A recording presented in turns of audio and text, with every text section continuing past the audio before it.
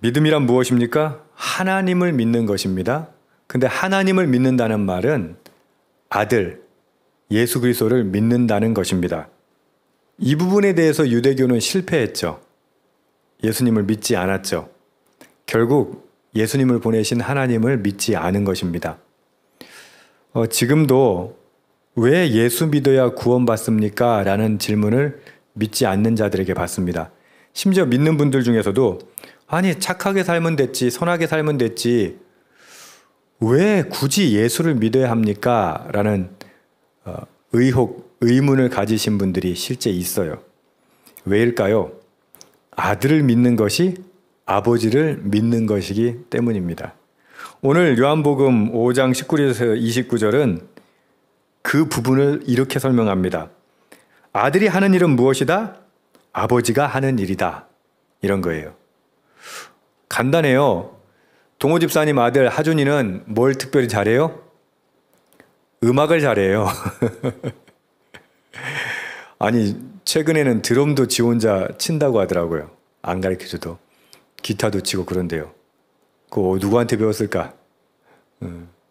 그 우리말로 하면 그냥 지혜비한테 배운 거예요. 자기 아빠 하는 거 보고. 물론 유전적인 요소도 있고요.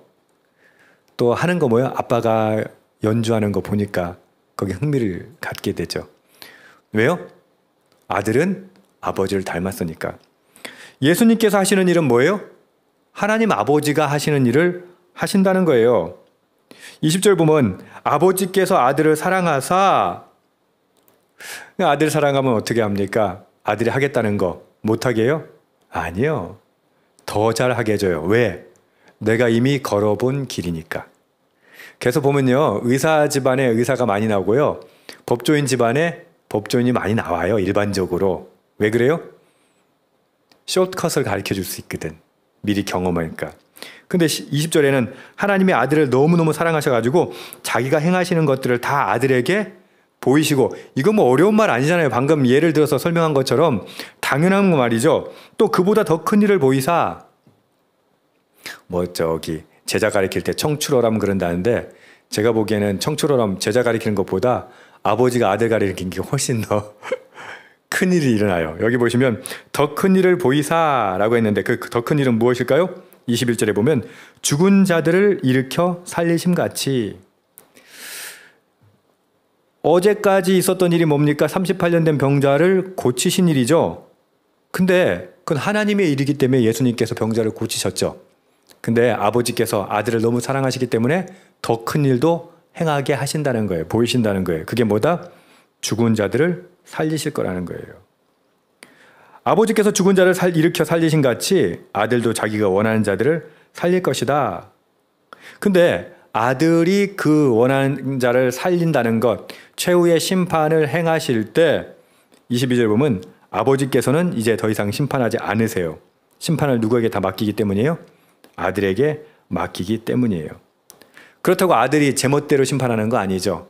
아버지께 배운 대로, 아버지께서 행하신 일대로 그대로 행하기 때문에 아버지의 뜻대로 아들은 심판을 수행하게 될 것이라는 겁니다. 그래서 23절은 이렇게 얘기합니다. 모든 사람으로 아버지를 공경하는 것 같이 아들을 공경하게 하려 한다.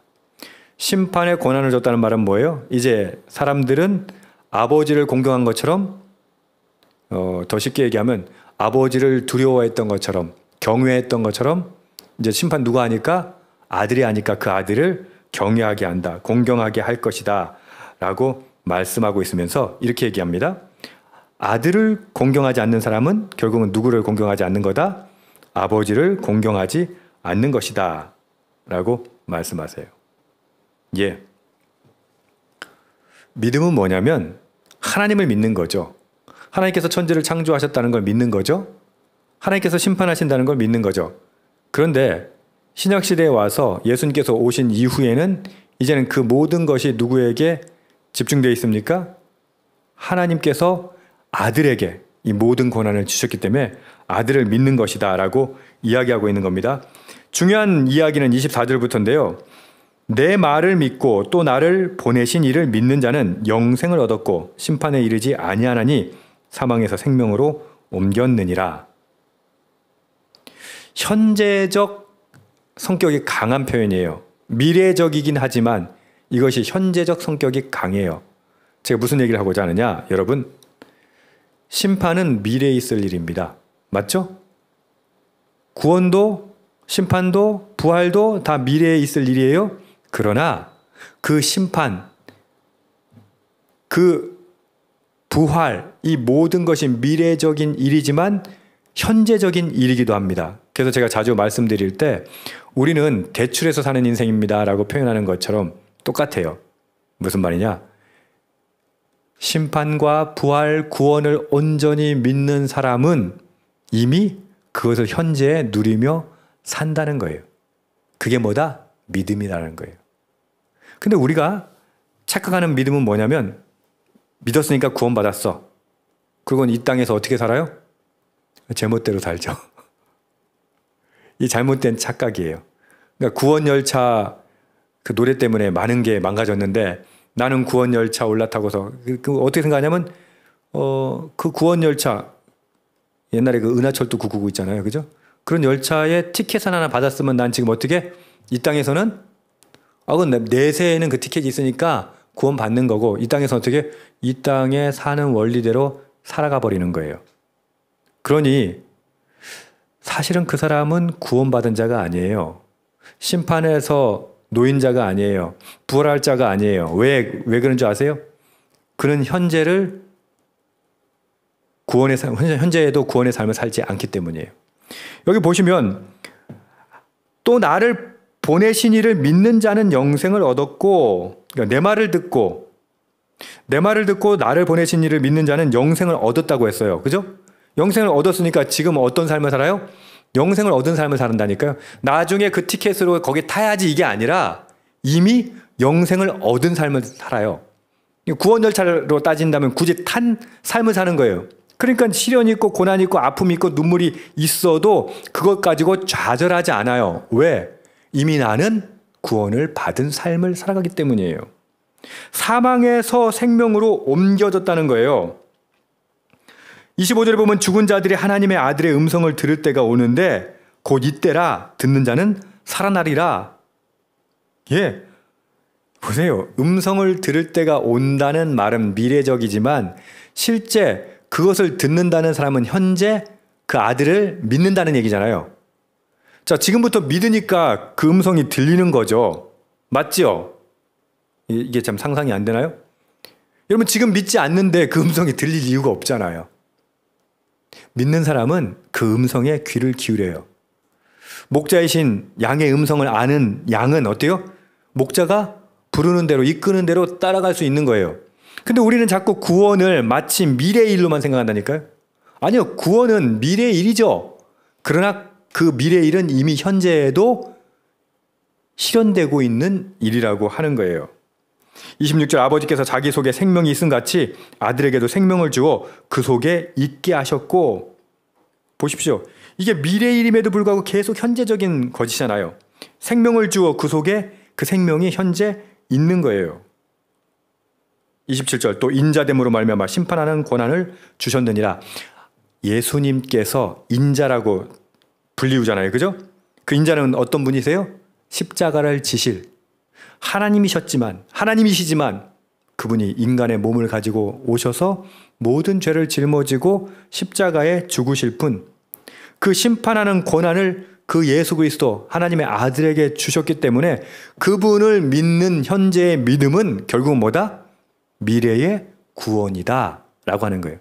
지금 믿는 것이 구원이에요. 근데 잘못 착각하는 건 뭐예요? 나는 믿었으니까 오케이, 지금은 어떻게 세상의 법칙대로 살아가고 세상 원하는 대로 살아가고 그렇게 살다가 나중에 어떻게 그 티켓 딱 제시하면 구원받는다, 그런 건 없다는 거예요. 현재 그 티켓을 쥐고 있는 거예요. 이미. 굳이 티켓으로 표현한다면 그럼 그 티켓을 쥐고 있는 사람은 어떻게 할까요? 이미 나는 구원받은 사람이에요. 그러니까 어떻게 살아요? 아까 고백한 것처럼 주와 함께 동행하는 삶을 살아가게 되는 것이죠.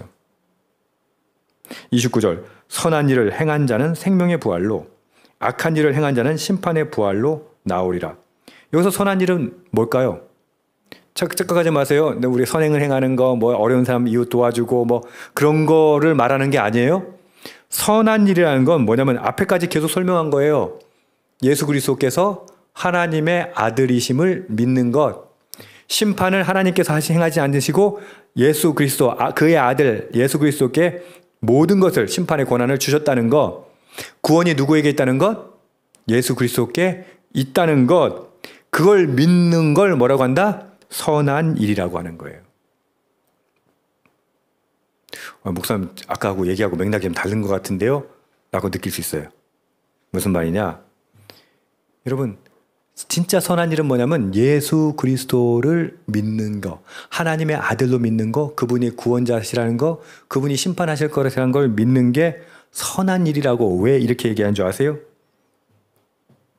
아까 주와 함께 동행하는 거다 그러면서 고백했잖아요.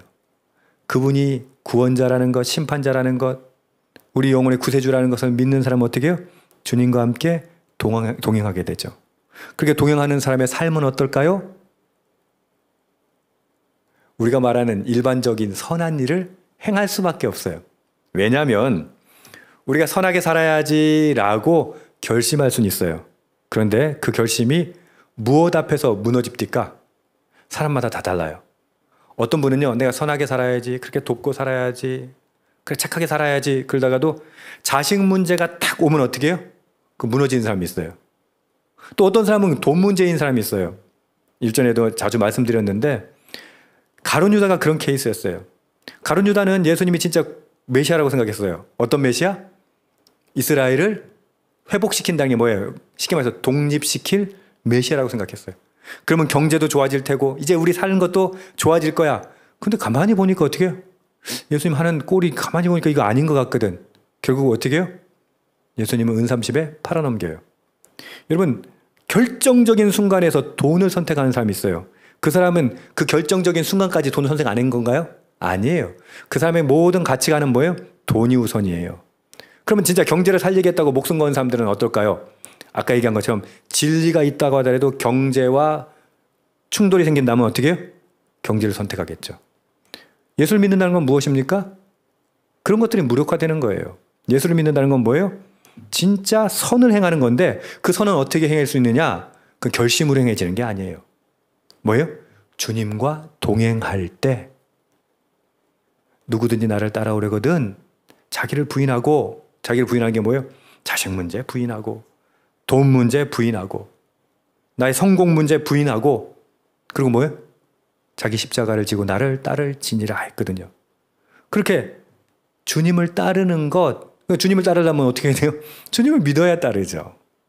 그 믿는다는 것, 그래서 그 믿는 일이 선한 일이라는 거예요. 여러분, 예수님을 정말 믿는 사람은요, 악하게 살 수가 없어요. 그건 의지하고 상관없어요. 왜? 이미 내 안에 성령이 역사하시고 일하시기 때문에 주님과 함께 십자가 지고 가는 사람이 돈 그게 무슨 문제가 됩니까? 자식 문제? 욕심이 무슨 문제가 됩니까? 성공이 무슨 문제가 됩니까? 십자가 지고 가는 사람이. 그러면 이렇게 생각할 수 있어요. 그거는 목사님같이 목회자들이 하는 얘기고요. 여러분, 제가 무서운 얘기 할게요. 목회자도요, 그거에 실패하면 구원 없어요. 여러분, 구원 쉬운 줄 알죠? 이상하게 요즘에 복음이요, 너무 싸구려가 돼버렸어요. 구원이 싸구려가 돼버렸어요. 성경은 뭐라고 얘기해요? 예수를 믿는 것, 그렇게 선을 행하는 것, 선을 행하는 자는 생명의 부활로, 할렐루야. 근데 믿지 않는 자, 악한 일을 행하는 자는 심판의 부활로 나오리라. 정정해야겠네. 여러분 다 부활은 해요. 근데 생명의 부활이냐, 심판의 부활이냐, 이게 문제인 거죠. 여러분, 오늘부터라도 예수 정말 잘 믿기를 축복합니다. 예수님과 동행하기를 축복합니다. 그래서 선을 행해내기를 축복합니다.